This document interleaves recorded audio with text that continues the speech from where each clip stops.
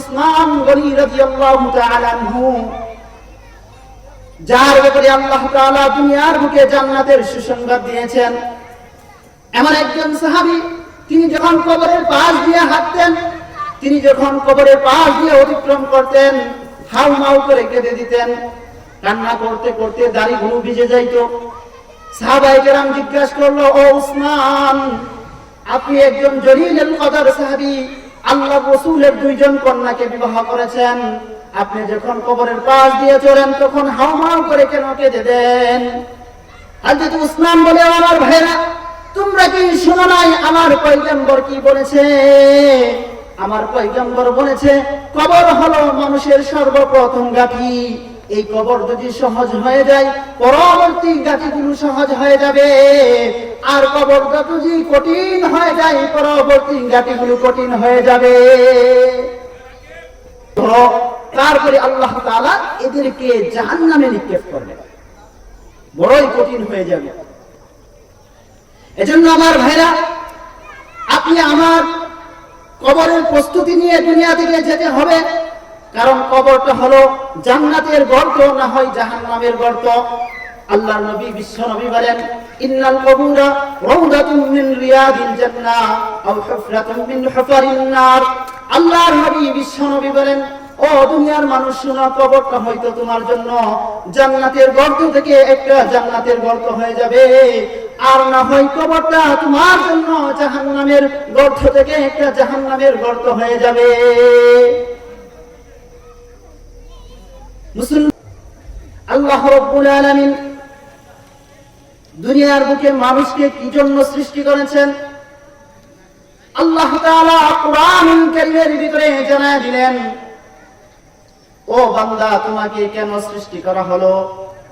আল্লাহ তাআলা সূরা মুলুকের ভিতরে রব্বুল আলামিন বলেন, আল্লাযী খালাকাল মাউতা ওয়াল হায়াতা লিয়াবলুয়াকুম আইয়ুকুম আহসানু আমালা। মালিক বলতেছেন, বান্দা, তোমাকে জীবন দেওয়া হলো, তোমাকে মৃত্যু দেওয়া হলো।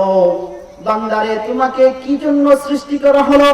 তোমাদের মাঝে কে সবচাইতে দামি আমল করে, তোমাদের ভিতরে সবচাইতে উত্তম আমল করার জন্য আমি রব্বুল আলামিন তোমাদেরকে দুনিয়ার বুকে প্রেরণ করেছি। মুসলমান বন্ধুগণ আমার, এজন্য আমরা সকলের একদিন মৃত্যুবরণ করতে হবে। সবাই একদিন মৃত্যুবরণ করব, পৃথিবী থেকে চলে যাব। কিন্তু যখন আমি এই পৃথিবী থেকে চলে যাব, আমার সাথে শুধু নেক আমল ছাড়া আর কিছুই আমার সঙ্গে যাবে না। মৃত্যু যখন আমার নিকট চলে আসবে, এক মুহূর্ত আমাকে কোনো সুযোগ দেওয়া হবে না, এক সেকেন্ডের কোনো সুযোগ দেওয়া হবে না। আমার ভাইরা, আল্লাহ রাব্বুল আলামিন জানায় দিলেন, বান্দা, যখন তোমার নিকট মৃত্যু চলে আসবে, মৃত্যু চলে আসার সাথে সাথেই তোমাকে আর কোনো সুযোগ দেওয়া হবে না, দুনিয়ার বুকে তোমাকে আর কোনো সময় দেওয়া হবে না। আল্লাহ তাআলা যখন আপনি আমার জন্য মালাকুল মউত পাঠিয়ে দিবেন, ও মুসলমান, আর দুনিয়ার বুকে থাকার কোনো সুযোগ থাকবে না। এক দল হবে জান্নাতি, আরেক দল হবে জাহান্নামী।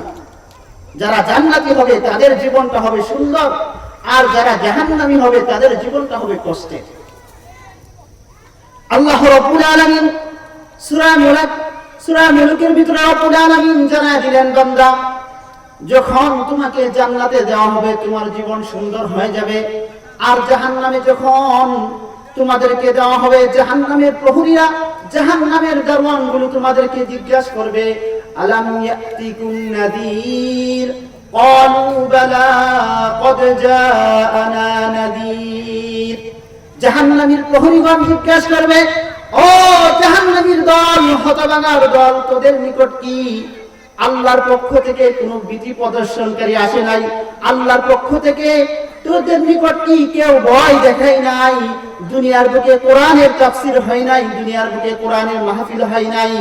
জাহান্নামীরা বলবে, হ্যাঁ হ্যাঁ, আমরা শুনেছি আল্লাহর পক্ষ থেকে আমাদেরকে ভয় দেখানো হয়েছে, কিন্তু আমরা তো এমন ব্যক্তি ছিলাম, আমরা তাদের কথাগুলো মানতাম না, আলেম উলামার কথাগুলো শুনতাম না, এই জন্য আজকে আমরা জাহান্নামী হয়ে গেছি। আল্লাহ তাআলা আরো বলেন জাহান্নামীদের করুণ অবস্থা হবে। আল্লাহ রাব্বুল আলামিন কোরআন কারীমের ভিতরে আমাদেরকে বলতেছেন, বান্দা যখন তোমাদেরকে ডান হাতে আমলনামা দেওয়া হবে, তোমরা থাকবে সুখী, তোমরা আনন্দে চিত্তে চিৎকার দিয়া কিয়ামতের ময়দানে বলতে থাকবে, আইনাহু, আমার আমলনামা। আল্লাহ তাআলা আমাকে উত্তম প্রতিদান দিয়েছেন।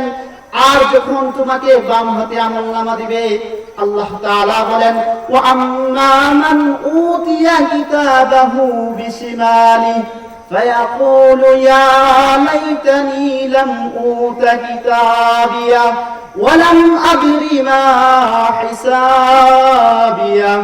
আল্লাহ তাআলা বলেন, বান্দা যখন তোমাকে বাম হাতে আমলনামা দেওয়া হবে, ওই কিয়ামতের ময়দানে তোমরা চিৎকার দিয়ে আফসোস করে বলতে থাকবে, হায় হায়, এটা কেমন আমলনামা দেওয়া হলো, যেই আমলনামার ভিতরে ছোট থেকে ছোট গুনাহ করেছি ছাড় দেওয়া হয় নাই। এটা কেমন আমলনামা দেওয়া হলো, আমার আমলনামা কেমন দেওয়া হলো, যেই আমলনামার ভিতরে অন্ধকার রজনীতে গুনাহ করেছি ছাড় দেওয়া হয় নাই। তখন ক্ষমতাশীল বান্দা যারা ছিল, যারা মেম্বার ছিল, যারা এমপি ছিল, যারা চেয়ারম্যান ছিল, তাদের বক্তব্য কি হবে আমার ভাইরা?